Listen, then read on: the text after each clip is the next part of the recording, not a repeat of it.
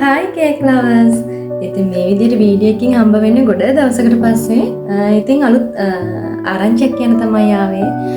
ඉතින් මගේ YouTube channel එක පටන් ගත්තා. ඉතින් දැන් ඔයාලට පුළුවන් ඉන්දුවර පුට් කේකි මගේ නිර්මාණ මගේ YouTube channel එක හරහා ඔයාලට බලන්න පුළුවන්. මම හිතනවා මේ වීඩියෝස් වලින් යම් කිසි දෙයක් කාට හරි ගන්න පුළුවන් නම් ඉතින් ඒක මම ලබන ලොකු ජයග්‍රහණයක්, ලොකු සතුටක් විදිහට මම දකිනවා. ඉතින් මම කේක් කලාව ගැන තවදුරටත් ඉගෙන ගන්න කෙනෙක්. ඉතින් මේ ඉගෙන ගන්න දේවලුයි මම ලබන අත්දැකීමුයි එකතු කරලා තමයි මම මේ නිර්මාණ කරන්නේ.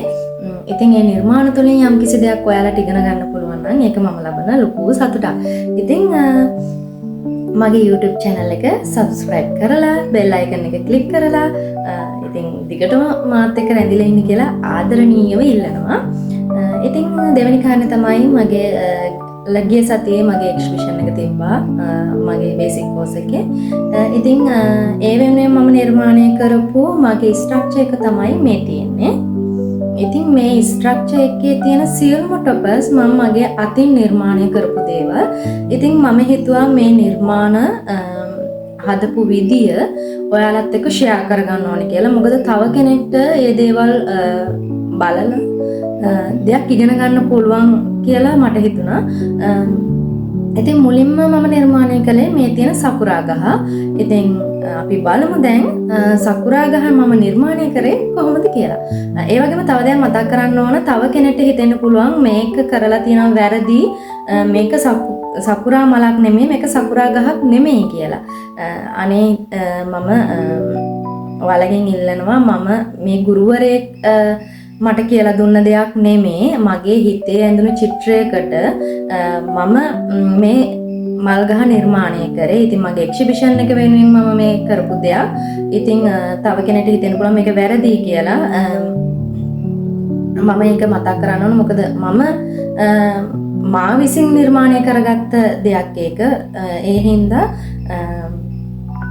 ඒකෙන් යම් කිසි දෙයක් ඔයාලට ගන්න තියෙනවා නම් ගන්න. ඒ වගේම ඔයාලා ඉතින් මේ වීඩියෝ එක හොඳයි නම් ඔයාලට මේ වීඩියෝ එකෙන් දෙයක් ලැබුණා නම් ලයික් එකක් දාලා කමෙන්ට් කරන්නත් අමතක කරන්න එපා. ඉතින් මේ විදිහට අලුත් දේවල් ගොඩාක් ගේන බලාපොරොත්තු වෙනවා. කේක් සම්බන්ධවම නෙමේ, රස කෑම ಜಾති, කැවිලි ಜಾති, ඒ වගේ දේවලුත් මම මේ මගේ YouTube channel එක හරහා බෙදා ගන්න කැමැත්තෙන් ඉන්නවා. ඉතින් එහෙනම් වැඩි කතාවක් නැහැ, අපි බලමු සකුරා ගහ මම නිර්මාණය කළේ කොහොමද කියලා.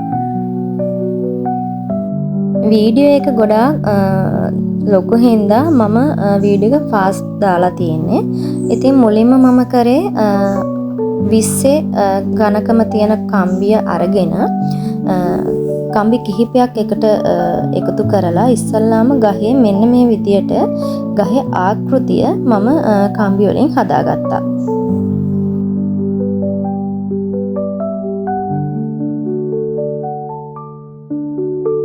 ඊට පස්සේ non melted එකෙන් ටික ටික අරගෙන මේ විදියට ගහේ කම්බියට තියලා ටූල් එක ආධාරයෙන් හොඳින් නීට් කරගත්තා.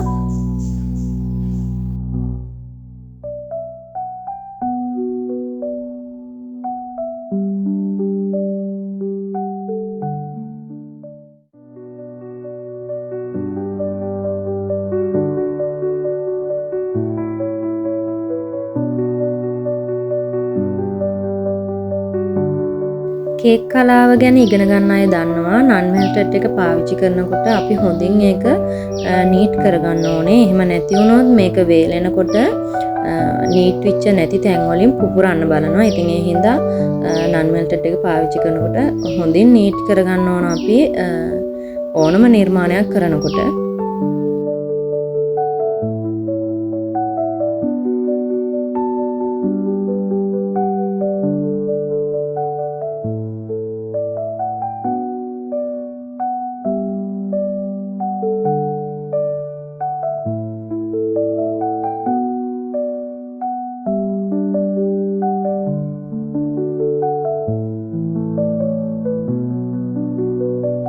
ඒ වගේම දැන් මේක බලන කෙනෙක්ට හිතෙන්න පුළුවන් මේක හරි පහසුයි, මේක පැයෙන් දෙකෙන් හදලා ඉවර කරන්න පුළුවන් කියලා. නෑ එහෙම නෙමේ.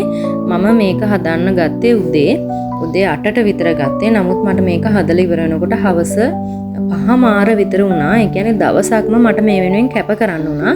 ඉතින් අපි නිර්මාණයක් කරනකොට ඒක පැයෙන් දෙකෙන් හදලා ඉවර කරන්න අමාරුයි. ඉතින් මේ ගහත් එහෙම තමයි. මං උදේ මේ ගහ නිර්මාණය කරන්න පටන් ගත්තේ. නමුත් මට මේක සම්පූර්ණයෙන්ම ගහ නිර්මාණය කරලා ඉවර කරන්න මට දවසම ගියා. ඉතින් මං හවස 5:00 විතර වෙනකොට තමයි මේ ගහේ කඳ කොටස ඒ කියන්නේ ඉවර කරගන්න පුළුවන් වුණේ.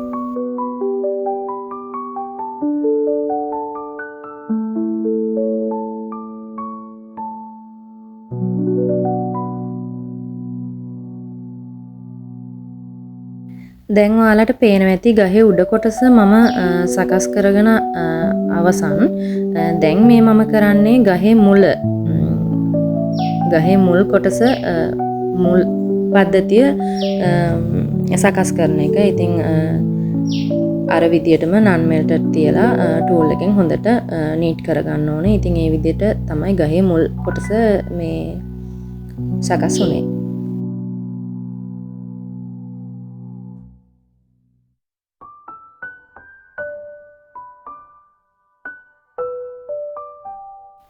දැන් තව කෙනෙක්ට හිතෙන්න පුළුවන් මේක බලනකොට මේ මොකද්ද මේ නන් මෙල්ටඩ් කියන්නේ කියලා. ඉතින් ඔයා කේක් කලාව ගැන ඉගෙන ගන්නකොට ඔයාට මේ නන් මෙල්ටඩ් ෆොන්ඩට් ඒ වගේ ගොඩාක් රෙසිපීස් ඔයාට හම්බ වෙනවා.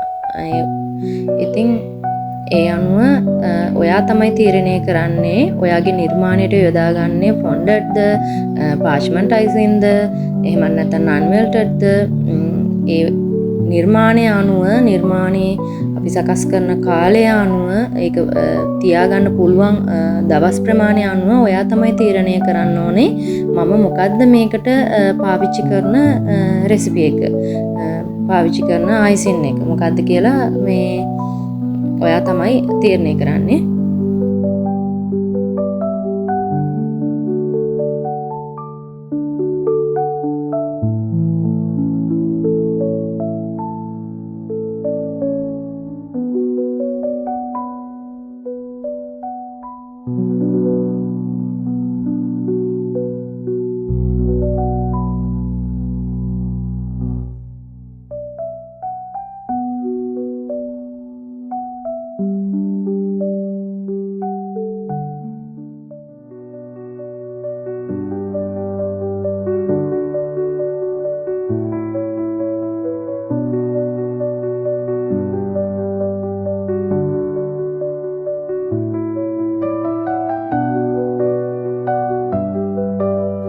හරි දැන් මේ වෙනකොට ගහේ වැඩ 90ක් විතර අවසන්.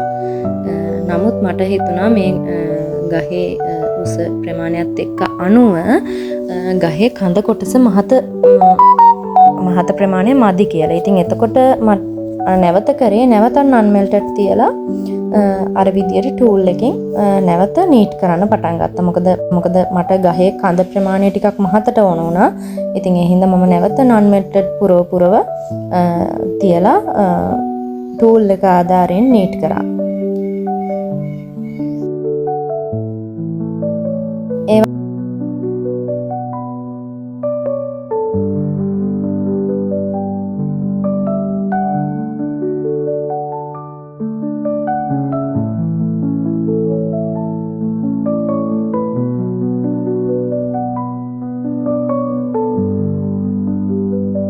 හරි ඉතින් ওই විදිහට තමයි ගහේ කඳ කොටස මම සකස් කරගත්තේ. මේ ෆයිනල් ලුක් එක තමයි මේ තියෙන්නේ. ඉතින් ඊට පස්සේ මම කරේ ගහේ කඳ කොටස බ්ලැක් බ්‍රවුන් කියන කලර්ස් දෙක එකතු කරලා ඩස්ට් කරගත්තා. මොකද ඒකෙන් ගොඩක් ලස්සනක් ලැබෙනවා. ඉතින් ඒ හින්දා මම මේ කරන්නේ බ්ලැක් කලර් එක වගේම බ්‍රවුන් කලර් එක එකට මික්ස් කරලා මුළු ගහේම කඳ කොටස ඩස්ට් කරගන්න එක තමයි කරන්නේ.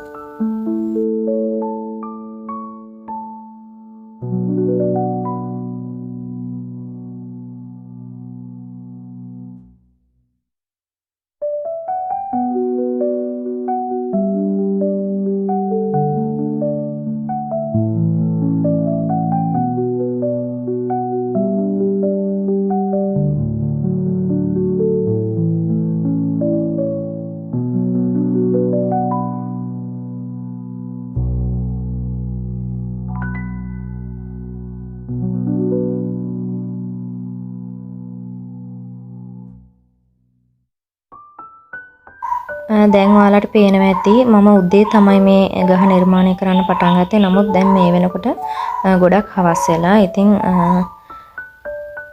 මම කලින් හිටපු තැන මට නිර්මාණය කරන්න බෑ. එතන කළුවරයි. ඉතින් ඒ හින්දා තමයි මම මගේ රූම් එකට ඇවිල්ලා තමයි මේ දේවල් කරන්නේ. ඉතින් මේකට ලොකු කාල වේලාවක් ගත වෙනවා.